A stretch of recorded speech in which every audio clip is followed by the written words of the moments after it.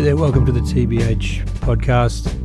Me, Toby, Hemingway. I haven't done one of these for a while because I haven't been writing on the TBH Substack so much. I've been working on this DADLAND series. So for those of you who haven't subscribed to that yet, you're missing out. Some good stuff on there. I think it's enjoyable for dads, non-dads, parents, non-parents. It's just kind of a lens through which to focus some of the writing here on Substack. So I'm going to put those first 5, I think, stories together for this podcast so you can get an idea of what's going on over there if you haven't subscribed. If you have, thank you. I'm sorry if this is boring or badgering because you've already heard it. But I really appreciate everyone who has come on board with that one. It's been fun having that focus. It's been a busy time for any parent right now in the US. Anyway, it's summer break, so the kids are very busy. We've been traveling, and yeah, I'm just going to look at what we have coming up, give you an idea of the stories. The first one was a story called The Swearing Game, about how my kids like to swear now whenever I do, which is really problematic because I like to swear.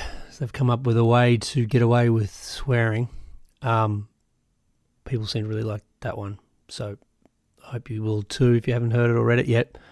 Another one called Blood on the Diamond about my son's terrible baseball team. Things got kind of worse after I'd written that piece. They got into they're in the playoffs and they got bundled out in 2 games, and they got thrashed really. He had a complete meltdown in one of the games. It all got too much. So yeah, you can get an idea of how that team was faring in that story and what it's like to be a sport parent. I love sports, but I don't always love being a sport parent, and I'm going to have to. I'm assessing that over the summer, how to better do that job. I think, yeah, I think the freak out in the playoffs was a good lesson for everybody, and my son is in basketball camp right now, and I'm hoping he's having a good time. I'm going to go watch him play tomorrow. And I think it's a little more enjoyable than what was going on. So check out, Blood on the Diamond, the second story from DADLAND. If you don't know, DADLAND is a separate Substack. DADLAND.la is the site if you want to check it out. And please subscribe. Then I wrote about Ernest Hemingway. A lot of people asked me about my last name, and I was remembering when I dislocated my shoulder for the 3rd time and had it operated on, and I watched the long Ken Burns Hemingway documentary, and it made me really sad. I thought it might be enlightening and inspiring, and it wasn't. What a sad old man. Still love the writing most of the time, but anyway, check that out. And I didn't really want to write about what's going on in Los Angeles with federal agents harassing my friends and neighbors, and that stuff's really heartbreaking and infuriating and scary, and it makes everyone anxious, even just to think about. So I didn't really want to write about it, but I was at my son's graduation from elementary school, and it was one of those moments where you really start to think about where your kids live and why and what's going on in their environment.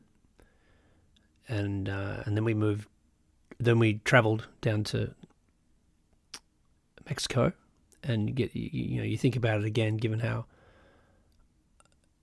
harassed Mexicans are being. And as my friend reminded me when I was there, who's from there, a lot of people in that part of the world say that they didn't cross the border crossed them. And Southern California was Mexico not all that long ago. And to a certain degree, it still is, culturally. And most of us are okay with that. It's nice, it's fun, it's interesting. So to see what's been happening was upsetting.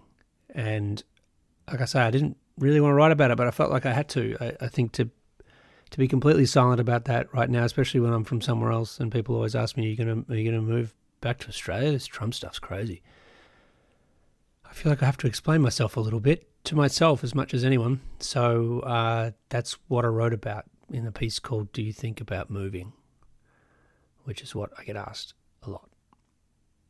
And then finally, I just published a much more fun piece than that called Dad Beers Ranked. I like to have a beer fairly regularly. Not a lot of them, but regularly. And it got me thinking about, as you age and you have kids, you're drinking tolerance and habits just naturally start to shift, and you think about that sometimes. Well, I talk to a lot of guys my age and dads and parents about that stuff. I find like how you manage those stimulants as you walk through this part of life. So I thought I would rank the types of beer, not the brew or the brand or the style of beer, just the different opportunities one has to have a beer and how they rank. So that one is fun, I hope. So that's where it's at on dadland.la. I don't know if and when I'll have something for the TBH Substack. I've been busy trying to work on other things, working on some notes on a novel. Just published a piece in the Age and Sydney Morning Herald in Australia in the weekend magazine called Good Weekend about Bob Dylan and Tulsa, Oklahoma. I went there to see his new museum, and if that sort of thing interests you, look at the links. Where would you find it? I don't know. Google it. It's paywalled for people who don't subscribe, sadly, but I'm sure you can find a paywall busting thing. That's what I have to do sometimes, I'm afraid to admit, because I can't subscribe to every newspaper in the world. I'd be bankrupt. Thanks for listening. Enjoy the stories. Again, if you're not following along at dadland.la, that's where the writing's going to be for Substack anyway. And I hope you like it.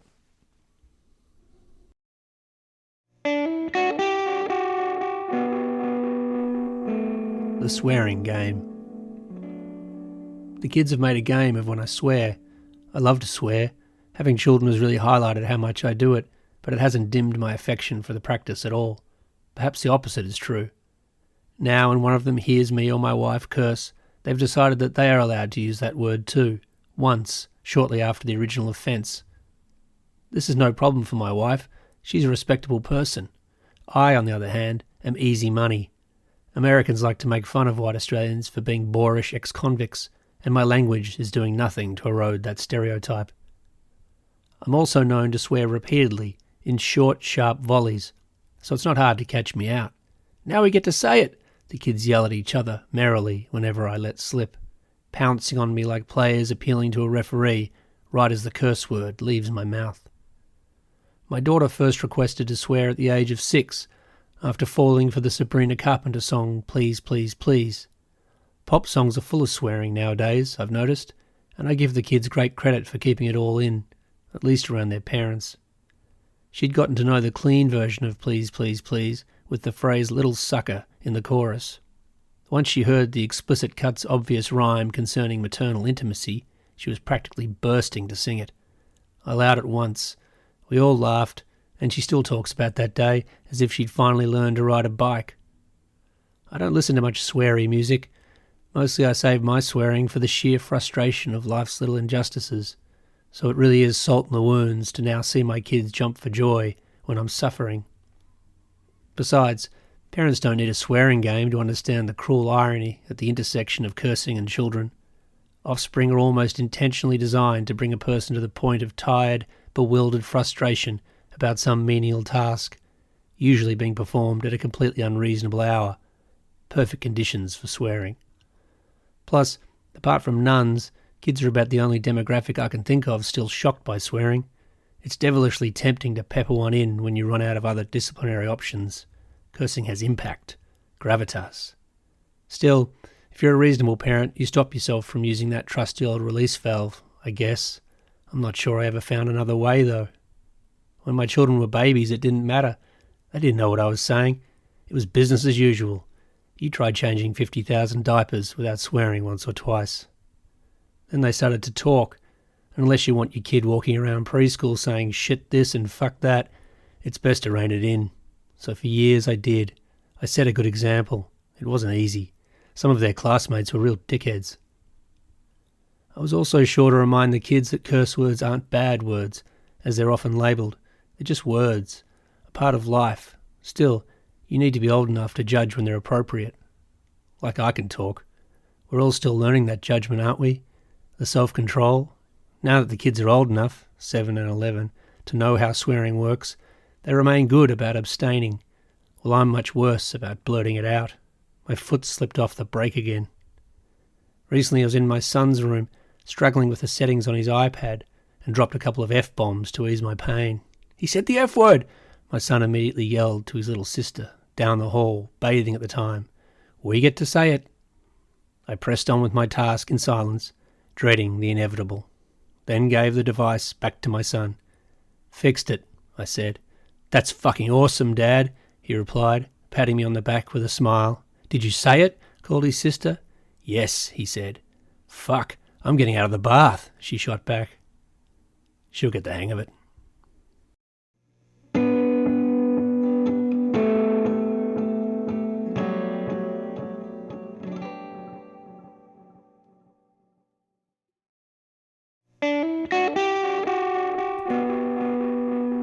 Blood on the diamond. My son's baseball team sucks. It's true. He'd tell you the same. It's no one's fault particularly. Things just haven't clicked. As the Little League Minors regular season drew to a close this year, I feared they might come unstuck completely. Out on the field before the team's second last game, my son didn't look worried though. Narrow and long-limbed, he hurled the ball with the ease of a veteran darts player 3 pints in, then caught the return throw in his cherished glove and moved it back to his right hand seamlessly, as if swiping washing off a line. I would have killed for those moves at his age. The team's field sits atop a surprisingly bucolic hill for central Los Angeles, at the intersection of numerous walking trails overlooking the city's west. A repurposed municipal dump, I was once told. Fat palm trees surround it, where light towers might otherwise stand, bookended by 2 faded yellow foul poles waiting for something to do. My son and his teammates were throwing and catching far beneath them in the low sun. They ran through swathes of blooming white clover, blanketing the outfield grass, to collect errant throws or missed catches, of which there are always plenty with this mob. It was a fitting scene for a sport often called America's pastime, a national rite of spring, inseparable from the optimism inherent in the country's founding, as well as the time of year it is traditionally played. So despite the team's horrid mid-season slump, hope was in the warm, early evening air. Then the game began, and like a crudely constructed billy cart barrelling down a too-steep hill, everything fell apart. Afterward, my son picked himself up and carried home another loss to dissect at dinner. I don't know what I expected from the junior leagues when my son first showed interest in sport. I love sports, but was never a dad who dreamed of his son or daughter becoming sporty. I've waited eagerly to see their passions sprout, while trying not to be too invested in what those might be. My son was drawn to the rolling ball always, jumping into pee-wee sports clinics across codes and fiercely dunking anything that would fit through his mini basketball hoop from the moment he could stand. Watching little kids chase runaway balls in oversized uniforms was cute then. I expected error-ridden calamities masquerading as games. But my son wears deodorant now. There's nothing cute about 11-year-old boys working up a pungent sweat. I want new skills, close calls, the joys of victory. All of a sudden, I want results. After multiple seasons, rounds of gear in escalating sizes bought and lost, hours and hours of driving him to practices and games, talking him through the highs and lows, watching him improve so much, so earnestly, I feel a little invested. His passion for play and competition is blurring with my history as a sports tragic. I struggle to sit down during his games, pacing the fence, avoiding chit-chat. This is a form of torture I was not prepared for as a parent or a sports fan. He hasn't even tried out for a middle school team yet. For my son's final regular season baseball game of the year, they were on the big field. There are light towers there, should the innings go long, and the scoreboard works, which are both a real treat if you're winning, but this team doesn't do a lot of that, and this game was no exception. Until then, I didn't even know a little league scoreboard could go into the 20s. When the lights did eventually come on, my heart only sank deeper into darkness. His little sister was with me, and calling it all off on account of low light was our family's only shot at both a reasonable bedtime and sweet mercy. Instead, the opposition batters basked gleefully in the tower's tungsten glow. Close your eyes, and you could have thought you were at a driving range, as ball after ball pinged off swinging tin. It was a bloodbath. In accordance with minor league rules, early innings were restricted to a maximum of 4 runs per team, but the last inning was open, no cap, a provision that allows for big comebacks, or in the case of this game, promises false hope. Opposition batters hammered loopy pitches from rookie arms, of which my son's team has a seemingly endless brigade, returning to the plate multiple times as the batting lineup turned over and the runs poured on. There was no ump, he never showed, so coaches took turns standing safely behind the pitcher's mound, avoiding the wild pitches slamming into the wooden barrier behind home plate, making distant guesswork calls. One very suspect third strike ruling on a teammate brought my son to near tears. I couldn't blame him. He was trying his heart out. They all were. I try to be a good fan and keep up the positive talk for good efforts, regardless of the score. Some parents cheer, some don't say a word, yet the worst encourage sloppy play. "Good job, Timmy," they yell as the ball rolls beneath a barely extended glove. These parents find a place in the darkest part of my heart, largely reserved for drivers who don't use turn signals and bartenders that short pour beers. The kids save their ire for the umps, but whether it's a coach doing his best from the wrong end of the diamond or a paid official, I hardly notice the difference in quality. Official Little League umps are a curious bunch, seemingly drawn from 2 distant generations, pimply teens and grizzled veterans. Most bad calls, of which there are plenty, are due to either youthful experience or decades of alcoholism, if you ask me. At my son's previous game, when hope still lingered, Blue, as umpires are most often called on account of their shirt, was of the grizzled persuasion. The teens will sometimes wear shorts and few pads, ready to simply hop out of the way of a wild pitch. The more experienced umps, like this Blue, take no such chance. He clomped across the diamond in full face, chest, leg and foot armour, most of it concealed beneath wide waiter's slacks, Frankenstein black shoes to match, and the traditional powder blue polo. He could barely move.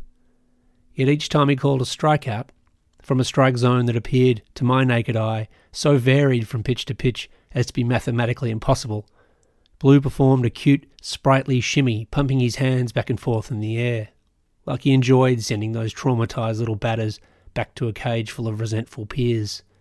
It was hard to watch.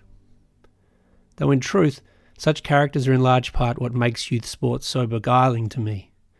Every team my son has been on is chock full of perfect dramatic types. Sporting teams are like the casts of an old war movie that way.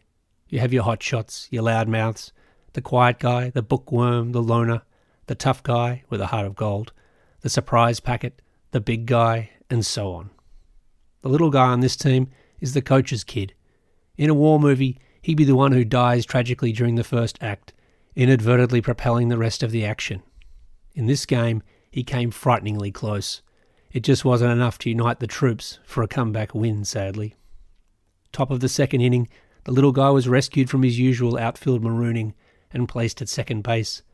A routine hit headed his way, took one unpredictable bounce, hopped over his glove, and smacked him clean in the face. The game stopped. He was hurting.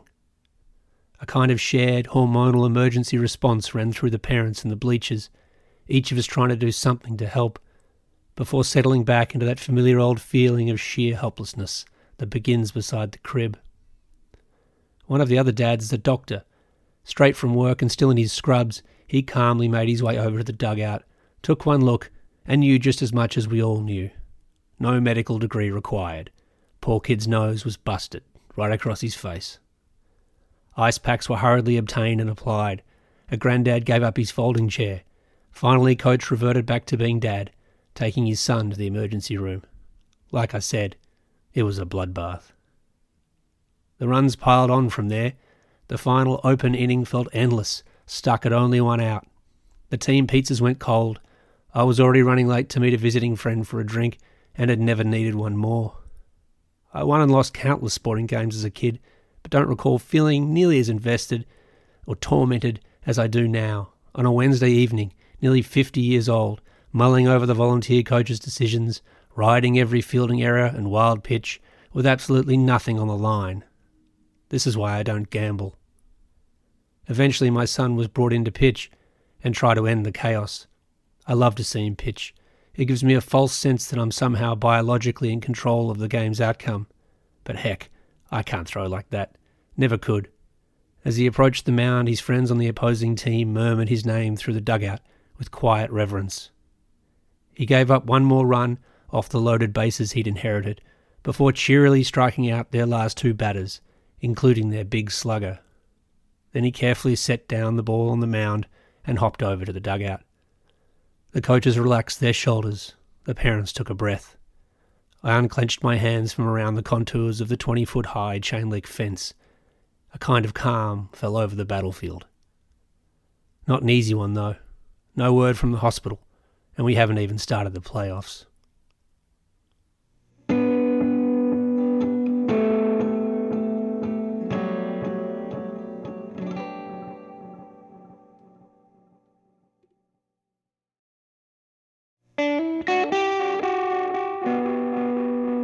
Poor old Papa.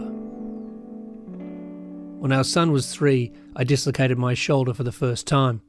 I ran and fell on wet pavement, trying to stop him from spraying me and his pregnant mother with a garden hose.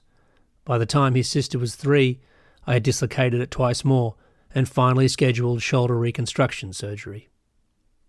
I had put off surgery the first 2 times because surgeries are horrible and inevitably come with a prolonged period of debilitation.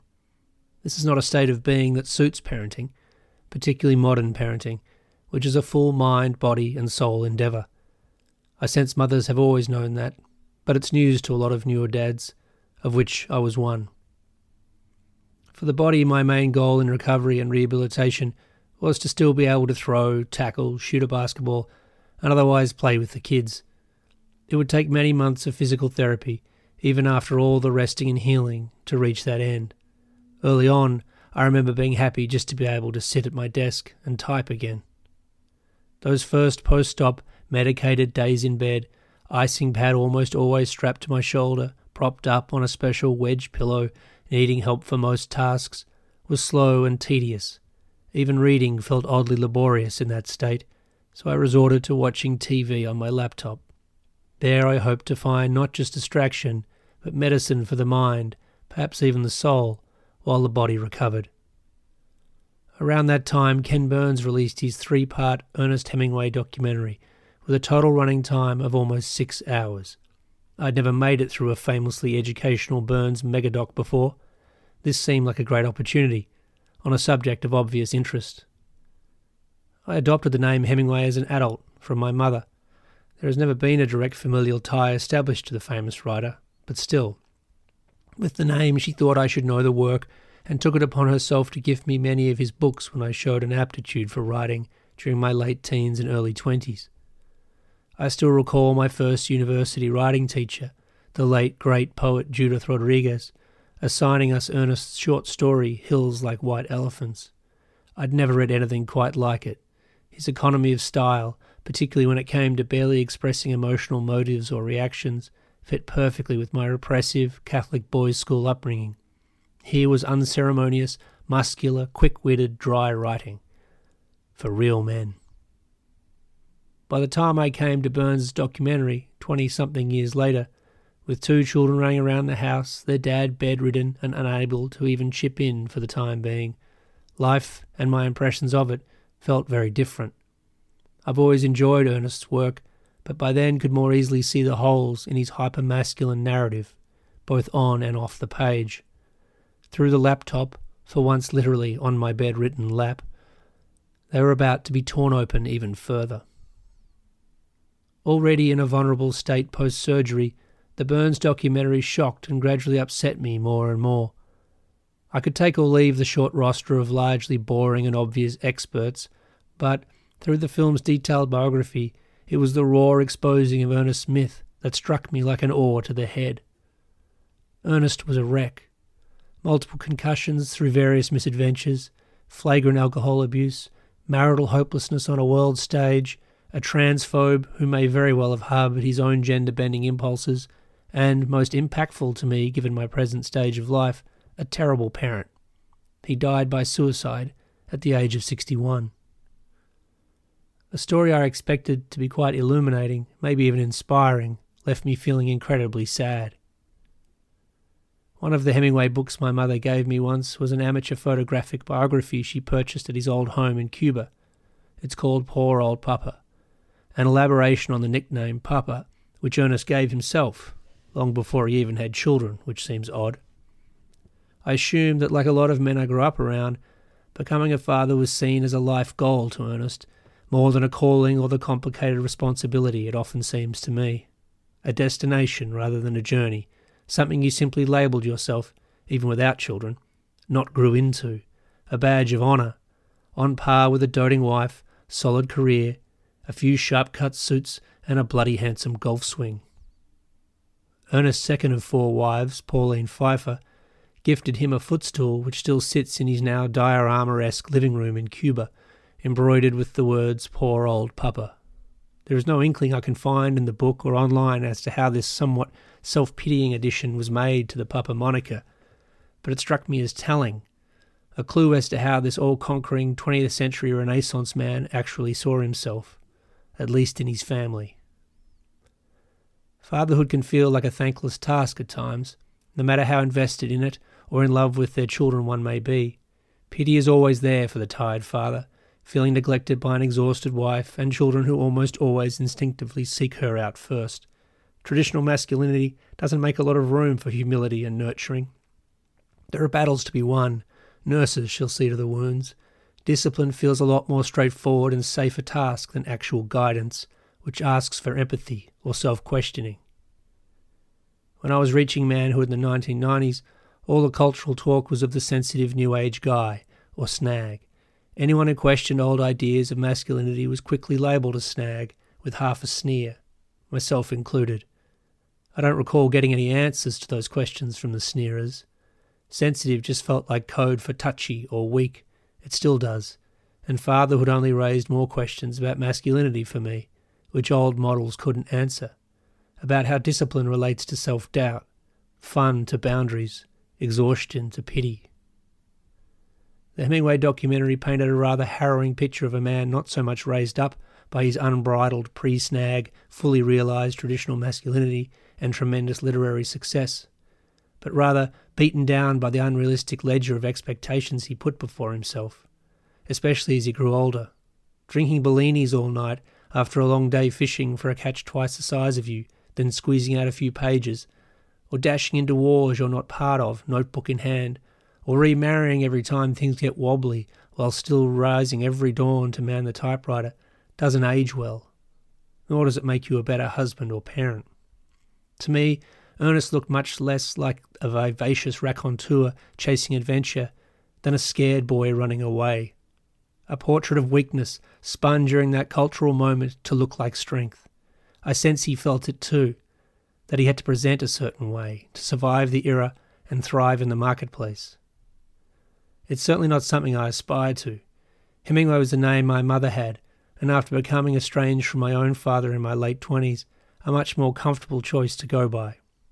But I hope people don't confuse my name with my aspirations as a writer, husband or father. Those roles are just a set of likely coincidences between Ernest and I. Every now and then, when a person gleefully asks me, "Any relation?" I reply, "Not that I'm aware of." More often than not, the stranger looks a little disappointed, in which case I will add, "No raging alcoholics or suicides in the family either," which tends to snuff out the banter quite nicely. I might now continue, "I'm also a pretty reliable husband and father." I learned plenty from Ernest's economy of style as a keen young writer, but haven't re-entered his world in some time.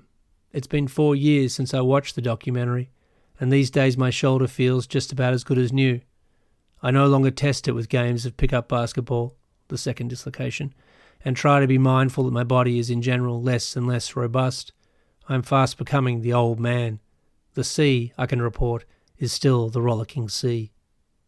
But I can play sports with the kids, help passengers with their overhead luggage, load things in and out of the attic or the car, and all the other usual jobs. It's a good thing too. My shoulders aren't perfect, yet still the human body's most versatile joint, one I appreciate more than ever. Their dexterity is unmatched by other muscle groups. They carry a lot of weight, but not without limits, regularly called upon to perform all sorts of tasks at various angles, with a never-ending range of specific strengths. Kind of like a father.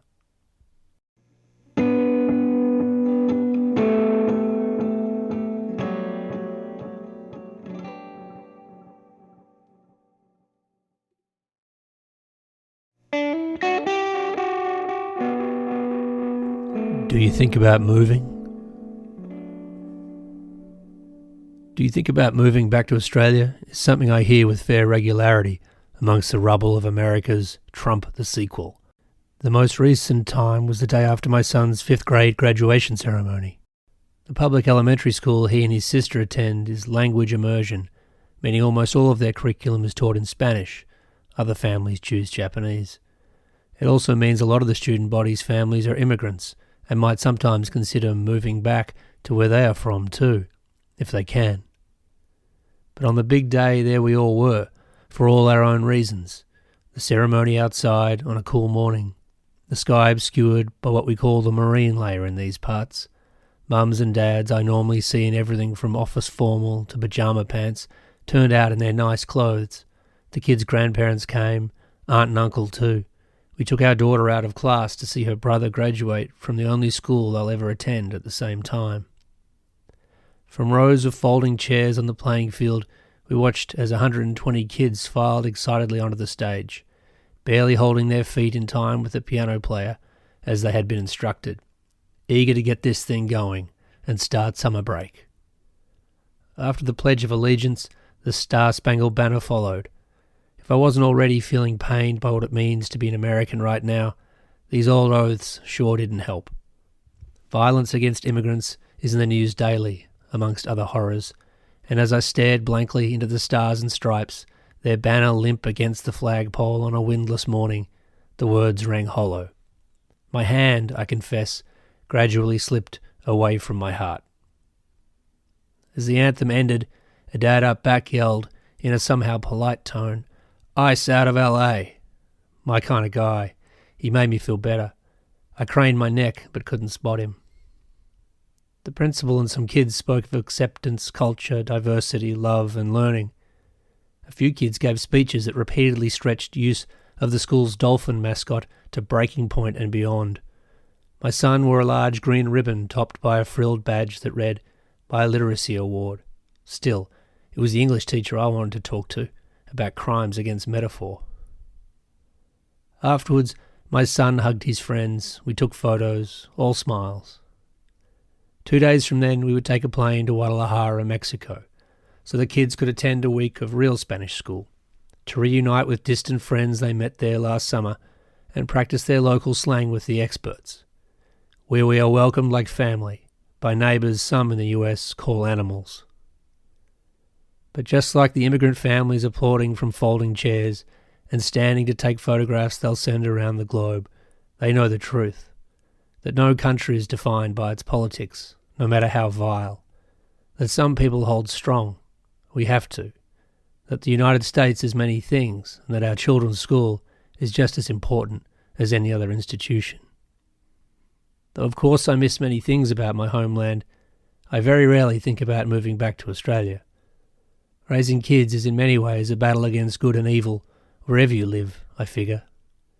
And even though I thought many times about joining the front lines of protest in Los Angeles recently, ultimately I'm bound to my home, to the work I'm doing, to the school drop-offs and pick-ups and dinners and taxiing the kids here and there. In large part, that's how I work on America, the America I care about, sometimes even believe in. I'm not willing to give up on that just yet. Instead, I'm another hopeful immigrant dad, trying to hold down the fort, willing my hand back over my heart when the country's praises are sung, one good American kid at a time.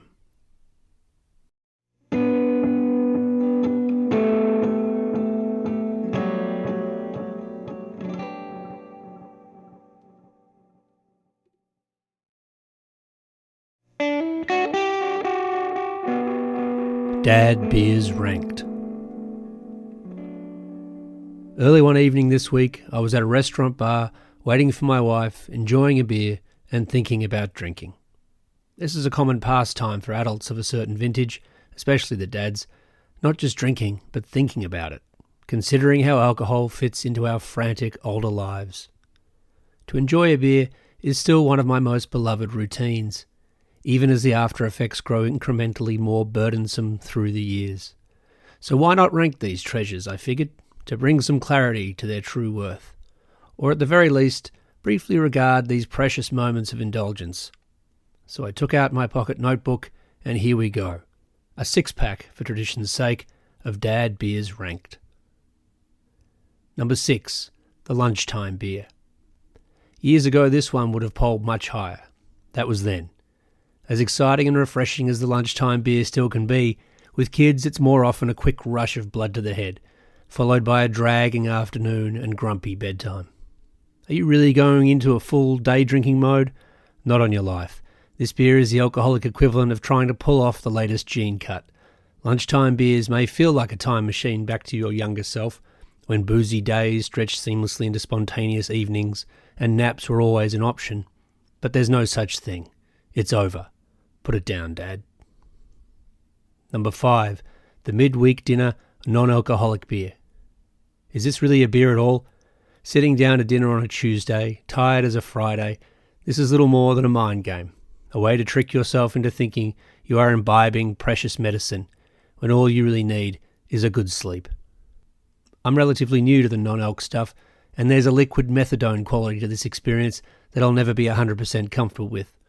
But quality has vastly improved in recent years, since preachy manfluencers started prattling on about how evil booze is, and venture capital firms realised they could sell beer to non-drinkers too. These new beer-tasting near beers have also led to my 11-year-old son asking, "Can I have one? It's not alcoholic." Almost every time I reach for that sad little tin. The only thing weirder and more painful than me drinking this stuff would be seeing him chug a can. No. Number 4, the midweek dinner full alcohol beer. Now we're getting down to real business. The midweek dinner full alcohol beer is the equivalent of the kids getting ice cream on a Wednesday night, treating yourself with a hypnotic portal to proper grown-up dinners of yore. Close your eyes and imagine that you're sitting across from your partner, eating a fully seasoned food, cooked without multiple diet restrictions, enjoying a conversation uninterrupted by burp jokes. Beer is great with food, especially at the end of the day, more so when you did the cooking. I know it's only ranking in the middle here, but this is the beer that most often reminds me why I drink. A simple pleasure. Still, it also has a hint of the risk attached to the lunchtime beer. You may be a bit yawny through bath and bedtime, but by God it's worth it. Number 3, the birthday party surprise beer. Kids' birthday parties are the single most oppressive part of having children that, as if by some big toy conspiracy, almost no new parent is given a single word of warning about. Scuttled weekend plans for a classmate you've never even laid eyes on, last-minute gifts, generator-fueled bouncy houses, pointless conversations, sugar rushes, piñata pylons, sibling envy. They are somehow as messy as an 18th with the parents out of town, and nowhere near as fun. But, every now and then, Beneath the Costco waters and Capri suns, some devilish dad will have stocked the cooler with ice-cold beer. The brand is typically one you wouldn't be caught dead drinking anyplace else, and in most public parks, you're probably flouting the law right in front of your innocent family. Yet sweet baby Jesus, is that beer just as right as it is terribly wrong? One sip of watery generic US lager at a kid's birthday party, and somehow drinking feels dangerous again. Number 2, the kids are in bed beer. I'm not kidding, this beer has saved my life, particularly when you have a baby in the house. Getting an infant to sleep can feel like convincing your very drunk friend to leave a party at which they've already collapsed and humiliated themselves in front of the very girl they came to impress. They just need a little more time, man. Sitting on the couch, the house silent for the first time in 15 hours, just knowing you'll probably be woken again in the middle of the night, this beer doesn't care. It understands you. Should this beer dare to be interrupted by a tiptoeing pyjama-clad child, it's more jarring than someone breaking into your house. Left to its own devices, though, this nectar is full-body, opiate-level bliss for less than a gallon of gas. Number 1, the no kids at all beer. This beer could be had anywhere from a vacation with your partner to a work trip with people you hate. It doesn't matter. All parents know that a vacation with your kids isn't really a vacation at all anyway. The point here is distance. The further away from your kids you are, the better this beer goes down. And the next one, and the next one. Because for once, it doesn't matter how many you have. There is nothing you can do to save them now. They're miles away, and so are your worries. You leave when you're ready, you eat when you're hungry, you sleep when you're tired, and you drink when you're thirsty. Cheers.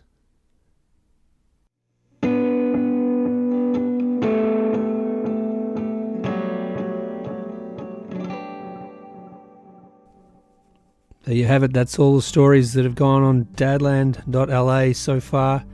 Hope you guys enjoyed them. Thanks again if you made it all the way through for listening. And please subscribe to DADLAND.la. That's where I'm doing most of the Substack writing right now. It's a fun series. All of the guitar stuff on here is by me. The song and the intro and outro is by my old band Horse Stories. You can find them on all the streaming sites you love so much. And thanks again. Please sign up. There'll be more Dadland. I try to do it most weeks, but I don't want to say anything unless I've got something to say. And I'll catch you next time I do one of these. And have a good summer.